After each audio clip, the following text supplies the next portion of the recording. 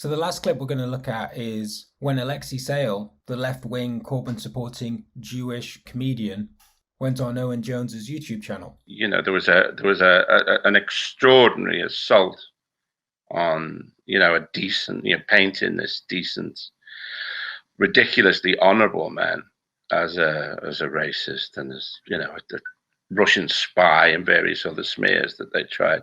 So before we watch this clip, I just want to say this is not an attack against Owen Jones. I mean, it is an attack against Owen Jones, but it's to show a larger problem with the left media's critique of what's going on. I think Owen Jones has done some great journalism. I've learned a lot from him. I've watched his podcast often, and I've seen him on Novara, and he often has great analysis. Yeah, so I think we should say we're using the Owen Jones clip in the same way we use the Lloyd Russell Mile clip. Not to say, Lloyd, you're a problem, but to say this clip encapsulates a general problem for the left. I mean, on that, because obviously, look, I'm not Jewish. I'm a guy, and on anti-Semitism. So my position was always that Jeremy Corbyn is clearly not anti-Semitic, and the vast majority of the Labour membership aren't anti-Semitic either, and abhor anti-Semitism.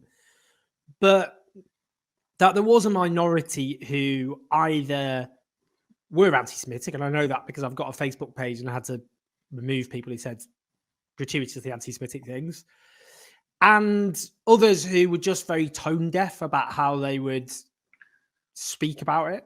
And that caused upset amongst Jewish people, including Jewish people I know who voted for Jeremy Corbyn. So it wasn't like they were kind of people who were not predisposed to him. They voted for him. And all right, you're some of that. Yeah. So I just wondered about that because obviously. Okay, so I think this is interesting.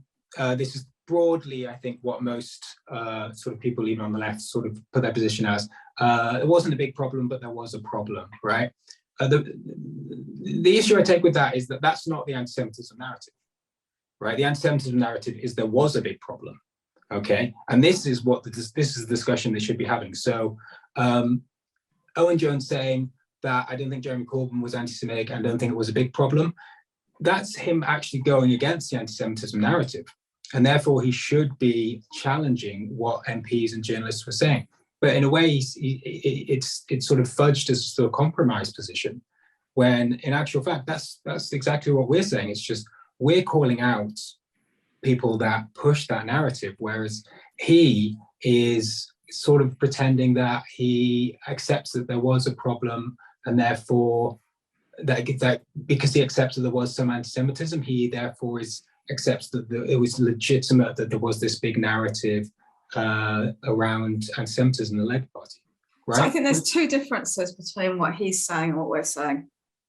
So the first one is he advocates walking and chewing gum, which is that you call out left anti-Semitism even while you attack the weaponization of anti-Semitism. Unfortunately, he's given up on walking. He's simply chewing gum at this stage. Yeah. He's just, and it must be very tough on his jaws to have been chewing gum for this long. And it means that he's not going anywhere. So that's the first thing which is different. The second thing which is different is that he sees it as a weaponization of something, of real anti-Semitism. And I think like what we're saying is that these are two distinct things. There is real anti-Semitism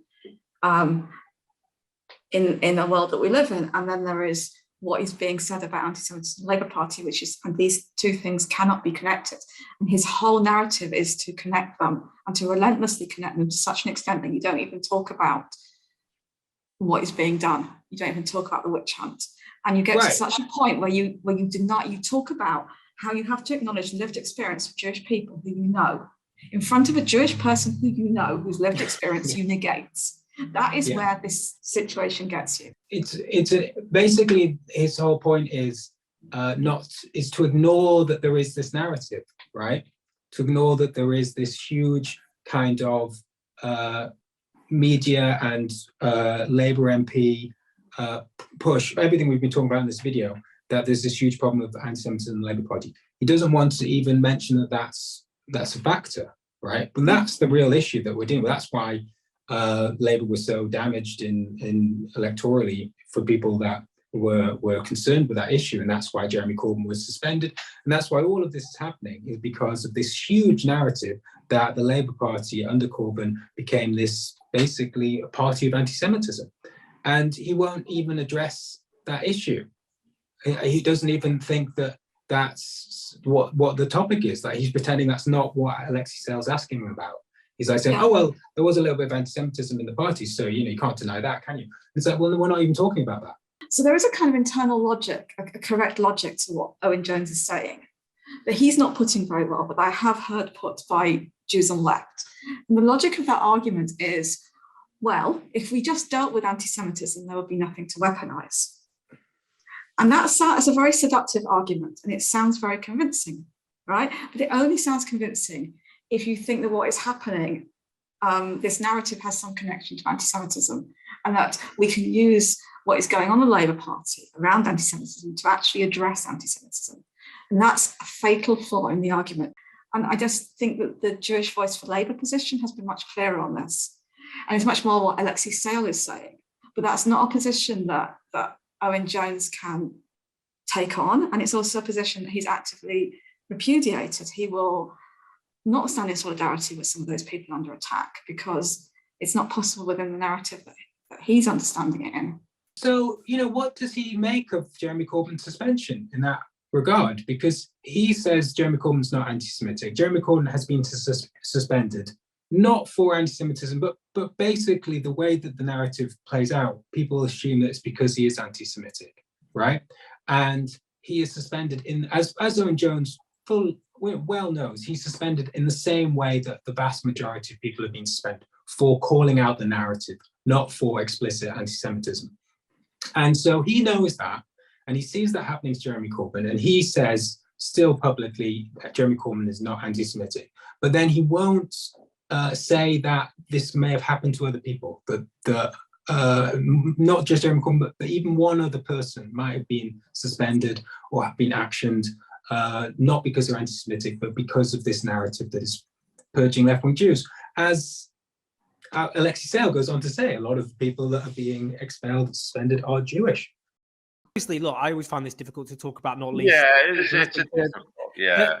But that there was, I mean, I guess the way that Jewish people, I'm close to explaining it to me, is that if you're part of a minority that suffered 2,000 years of persecution, and at times things seem fine, you're accepted, and then just like that, the wind's changed, you have to move, and that's the history of being Jewish throughout history. There's this sensitivity, but I'm now goy-splaining a Jewish person, so that's not great. But that's the position put to me, and what I know people who take John Landsman. John Landsman founded Momentum. He was instrumental in the rise of Corbynism, both leadership elections. He helped run Tony Benn's deputy leadership campaign in 1981. And he would say there's a problem with anti-Semitism amongst the minority that has to be dealt with. And I've seen the stuff he gets, and I kind of like, oh my, grim. And I'm like, really? Yeah, I mean that. So I just kind of think, I always called it walk and chew gum.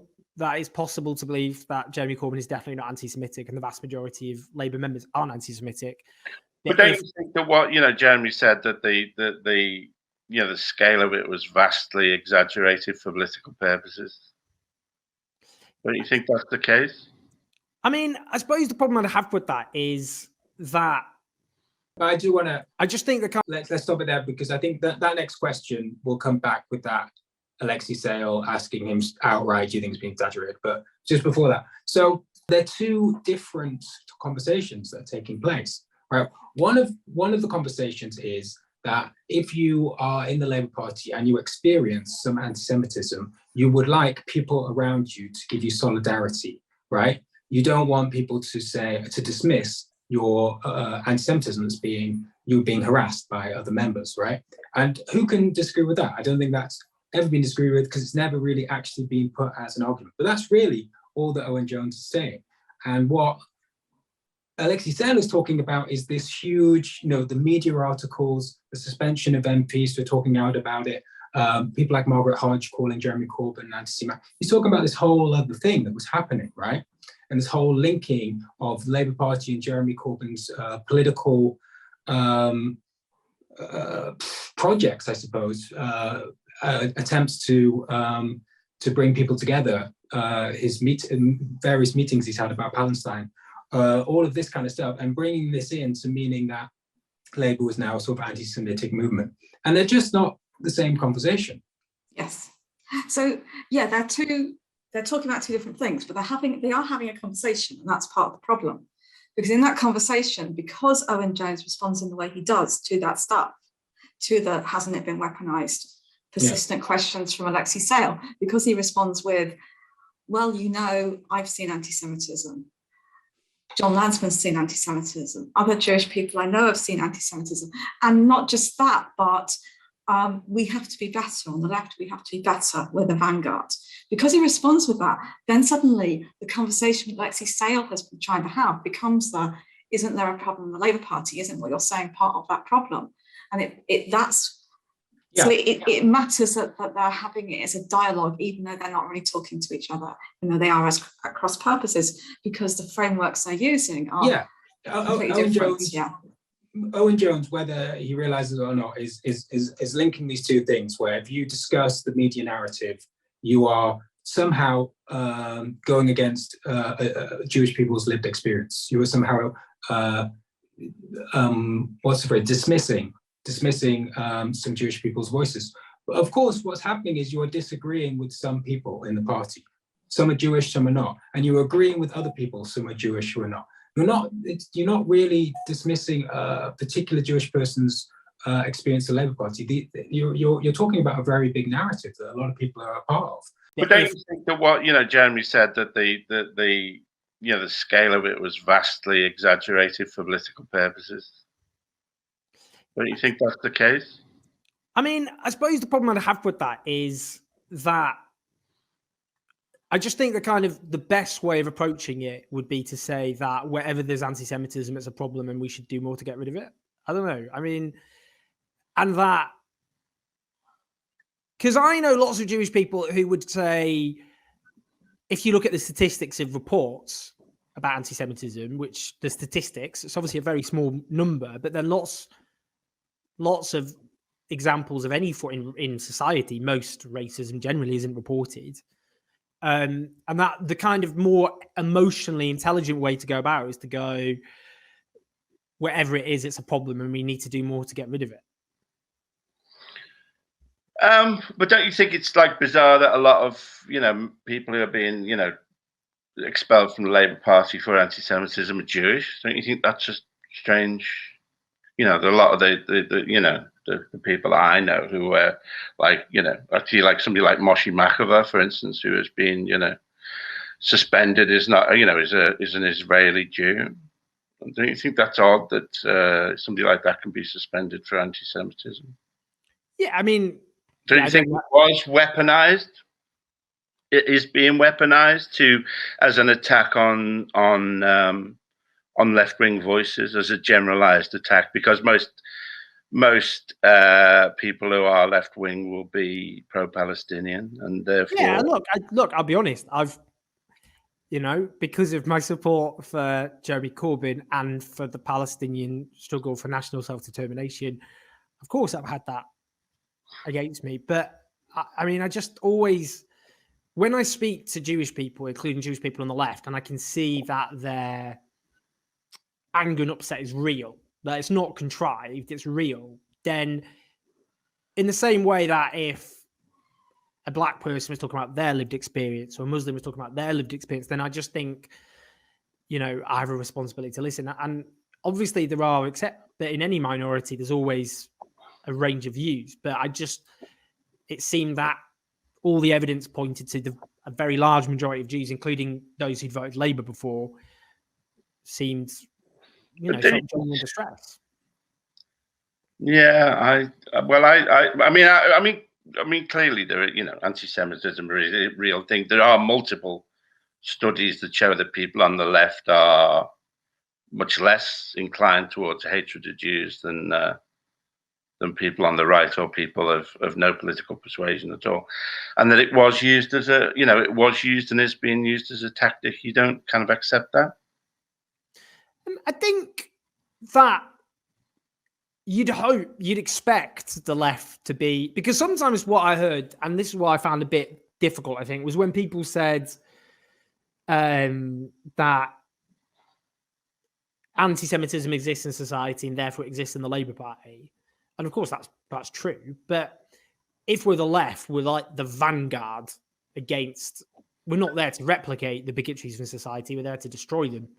So if there's any bigotry in our ranks, that's a problem. And I just felt, so one thing I would think, I do think there is this issue, which is leftism, as I understand it, socialism understands capitalism as a series of competing power relations and social forces. It's kind of broadly Marxist perspective, I suppose.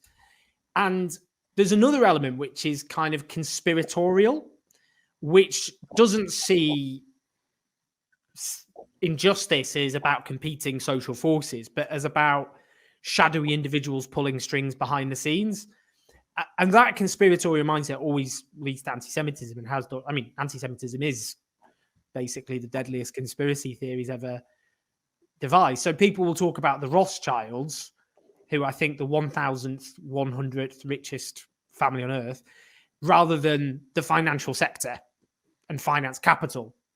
And I do think a small minority, and I do need to emphasize that, it's a small minority, end up attracted to the left when actually their mentality isn't of being of the left, which is a fighting injustice, but about fighting conspiracies. And there's a kind of weird tangent that's emerged. And I'd say that's a small minority. I just think the reason that many Jews, including left-wing Jews, felt aggrieved was they felt they came across that in their lived experience against them. And then there were people saying, it's all a smear, it's all a smear. And they felt like they were being gaslit because they were like, well, I've experienced this personally, rather than them saying, I'm really sorry that you felt this and we need to do more to make you feel safe. I've said a lot. And again, I'm not Jewish. And this is... So I think a difficult thing to talk about. I think you're right that, yes, it puts you agreeing with some people who are Jewish, some people who are not, or disagreeing with some people who are Jewish, some people are not. But it's important and difficult to talk about the fact that the majority of Jewish people in this country are on one side of this. And there are multiple reasons why that's so. But I think that one of the things that no one is very comfortable talking about is that there is some kind of culpability of people who are, of the Jewish community institutions, alongside culpability of a lot of other organizations and of mainstream media and of the Conservative Party and of the Labour right. But there is some culpability of Jewish communal institutions for doing this. And it's not the first time Jewish communal institutions have done this, have attempted to isolate people who have different views. And we see attacks on national year students at the moment. We've seen attacks on university and college union previously. We've seen attacks on individuals inside the Jewish community and outside the Jewish community for views that they hold, particularly about Israel-Palestine. And I do think that if you have a situation like you have in this country where 80 to 90% of Jewish people tie their identities to an ethno-state, then you are going to be offended by a lot of things that people who are politically engaged in anti-racist struggles say. You're going to be offended by people who stand against apartheid, who stand against ethnic cleansing. And you have no right not to be offended if you are defending an ethno-state that oppresses people systemically and has oppressed people systemically since 1948, since its foundation. My issue with that is that that's undoubtedly true, but that's still a minority of people. The greater kind of confusion, I think, is this discussion about discussing the anti-Semitism narrative and being told that if you're questioning that, you're basically questioning Jewish people who have experienced anti-Semitic racism, and you are dismissing them, right? And it's the merging of these two things that makes the conversation very difficult, or almost impossible. And I think how is that merging happening? That merging is happening by an exploitation of identity politics. And identity politics is identity politics around Jewishness. Definitely, that's an element of it. I find this really difficult. That's true, but that's a problem. I mean, it's partly a problem with identity politics, and it's the way that it's used. It's the way that you're using the language of, I mean, the way that Owen Jones does, of lived experience and of.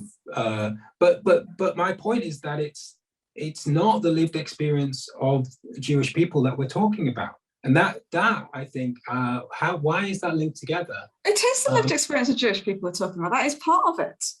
The lived experience of Jewish people is that they are upset. A lot of people are upset when Israel's criticised on TV. I used to be upset when Israel's criticised on TV. But that's not the, if I start to say, well, all of these articles about Jeremy Corbyn and him being attacked about his position on Palestine, that's not me dismissing some Jewish person who's being attacked, but with anti-Semitic remarks. I'm talking about a media narrative against the leader of the Labour Party. It's a completely separate issue, and it is a completely separate issue. But there is an experience. For Jewishness is now constructed very strongly in relation to Israel. It hasn't necessarily always been constructed as strongly in relation to a nation state of Israel. It's always been constructed strongly in relation to an idea of Israel as an origin point and as a kind of aspiration, but not necessarily to a political nation state. But it certainly got tied to that in the late 19th century, and it certainly has increasingly become so that Israel has worked very hard to establish that Jewish identity must be tied to identification with Israel. And that means that it is a lived experience when you are told that Israel is an apartheid state by someone, to feel that person is anti-Jewish. That is a genuine lived experience that needs to be acknowledged as a lived experience, and then to be rejected as a legitimate basis for any kind of accusation of anti-Semitism. And this might be taken as off course, but it is something that I think is really important to talk about. Yeah, and I agree with that. And I think that is definitely a part of what's happening. But I think the reason that it went beyond. I mean, it's partly because it's the Labour Party and it's a major political party and people are interested in what's happening in the leadership. Yeah. But the reason that it went sort of beyond, it went beyond the Jewish community, right? And people who are not interested particularly in Israel, they probably take the sort of general liberal, official British line of, Israel's trying their best in a difficult situation, basically, right? But they're not that interested. They're certainly not voting on that issue. But it became, people did worry about Jeremy Corbyn for all sorts of reasons, and this fed into that. But what I'm saying is that when you discuss, what would happen was that you, as a Labour member, were kind of already cast as suspicious because of this narrative that Labour was full of anti-Semites, and that Labour members were dismissing anti-Semitism within the party. Meaning dismissing people in meetings being attacked for being Jewish, right? Yeah. And so what that meant was that when you started to discuss the greater narrative and you discussed newspaper articles about Jeremy Corbyn or about the way the membership was being portrayed, you were seen as, oh, well, look, he's dismissing this article, he's dismissing this attack. That's because a lot of Labour members are dismissing the problem in general. And there's all these, the idea was there's all these Jewish members out there that you never heard from that were being attacked all the time, personally, for being Jewish within the Labour Party. This was the narrative, right? There's a sort of implication of what was happening. There was never any evidence of that. And there certainly wasn't a vast amount of evidence and people being interviewed all the time about their problems in the party. That was just kind of the implication, so that when you discussed it, all of that came to people's minds and they viewed you with suspicion for having an opinion that wasn't. Absolutely agree with all that. But I think also one of the reasons why Owen Jones, and I've watched this Owen Jones clip just the once before we watched it today, and it's a while ago, and I find it really difficult to watch because I feel like Owen's just in a very difficult situation. he almost can't speak. I mean, he speaks a lot. He speaks way more than Alexei Sayle is, but he can't speak in another sense. So I haven't thought about it that much, but watching it today is like really provoking lots of thoughts in me. And one of the thoughts is, why does he struggle so much to even engage? Why is it? It's impossible for him to engage. He just can't. He's just stuck. And I think it is because it genuinely does require him to deny the lived experience of the majority of Jewish people in the UK to go along with this. Now, the vast majority of people in the UK have no experience of the Labour Party. So in the terms you're talking about, that's true. They don't have any experiences of anti-Semitism in Labour, but they have an experience that if a party is waving Palestinian flags at their conference and year on year voting on motions about Palestine, and they are singling out the Jewish state as a representative of, as a stand-in for Jewish people, and that is a form of anti-Semitism. That is a very real feeling and belief. And I think it's very difficult for Owen Jones and for other people to deny that. I haven't really thought about it so much before, but I do think that's an element. And I do think that's really interesting that we can't ever talk about Jewish culpability, because then we are singling out Jewish institutions. But the whole thing falls apart because he has his red lines that Jeremy Corbyn isn't anti-Semitic. And if you're going to go down that road of that being critical of Israel and being pro-Palestine in any way is basically the sort of the seed of the whole of the anti-Semitism problem in Labour, then Corbyn is anti-Semitic, right? And a lot of the people that are very much invested in this narrative, they go straight to Jeremy Corbyn as the reason that there was anti-Semitism in the Labour Party. He fostered it. He sort of made it happen. And so it's this weird thing where he says that, well, you know, I don't think it was over-exaggerated. I think it's really big problem. But all I can say is Jeremy Corbyn wasn't. Well, it doesn't make any sense, right?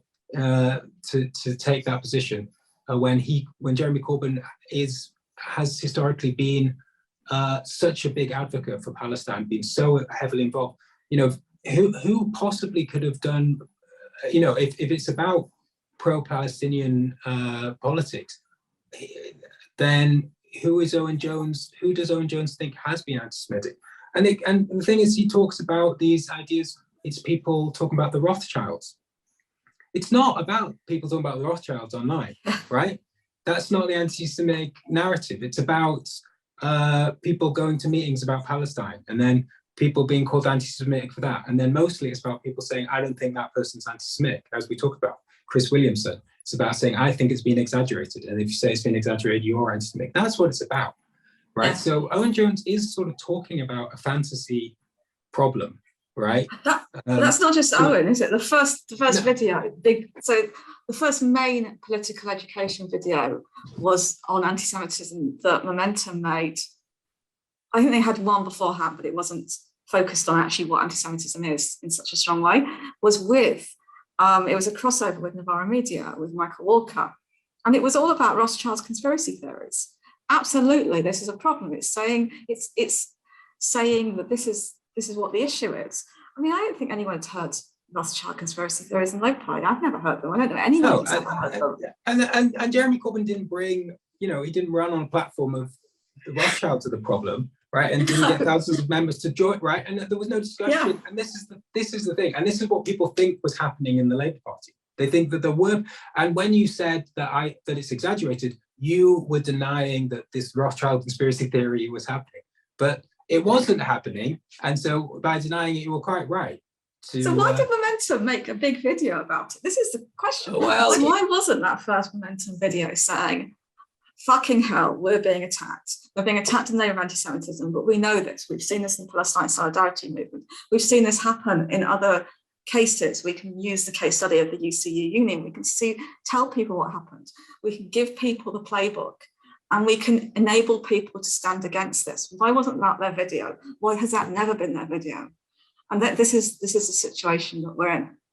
Do you think it was weaponized? It is being weaponized as an attack on left-wing voices, as a generalized attack, because most people who are left-wing will be pro-Palestinian, and therefore. Yeah, look. I'll be honest. you know, because of my support for Jeremy Corbyn and for the Palestinian struggle for national self-determination, of course I've had that against me. But I think it's interesting that he admits that he has been wrongfully accused of anti-Semitism himself. But he won't actually ever admit that there's been a weaponization of it or exaggeration of it at all.